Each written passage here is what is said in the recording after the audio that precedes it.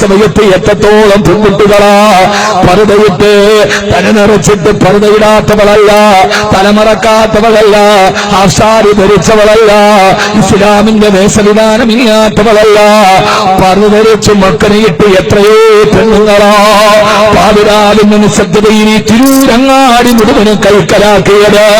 അല്ലാഹുവിന്റെ റസൂൽ വീടിന്റെ ഉള്ളിൽ അടങ്ങിയിരിക്കാൻ പറഞ്ഞ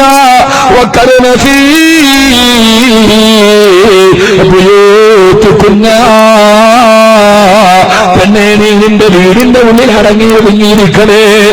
അതാരാണെന്നല്ലേ, അത് രാഷ്ട്രീയ പാർട്ടികളുടെ ആഘോഷമാകട്ടെ, അത് സാമുദായിക പാർട്ടിയുടേതാകട്ടെ, സാമുദായിക സംഘടനകളുടേതാകട്ടെ, ഉത്തരവാദിത്തപ്പെട്ടവരെ ശ്രദ്ധിക്കേണ്ടതുണ്ട്.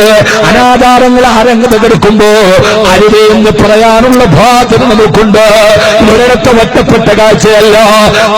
കൂടി ഞാൻ ഒരിക്കൽ കൂടി ആവർത്തിച്ചു പറയാ, ആരാണോ ഏത് സാമുദായിക സംഘടനകളാകട്ടെ, ഏത് സാമുദായിക പാർട്ടികളാകട്ടെ, അല്ലാഹുവിന്റെ വിശുദ്ധമായ ഇസ്ലാമിന്റെ വിധി നിയമങ്ങളെ കാത്തു പറത്തി പെൺകുട്ടികളും ആൺകുട്ടികളും തമ്മിൽ ആരത്തുമെടുക്കാൻ അവസരം കൊടുത്ത ദുനിയാവല്ലല്ലോ നാളെ പടച്ചറപ്പിന്റെ മുമ്പിൽ പോകേണ്ടതല്ലേ.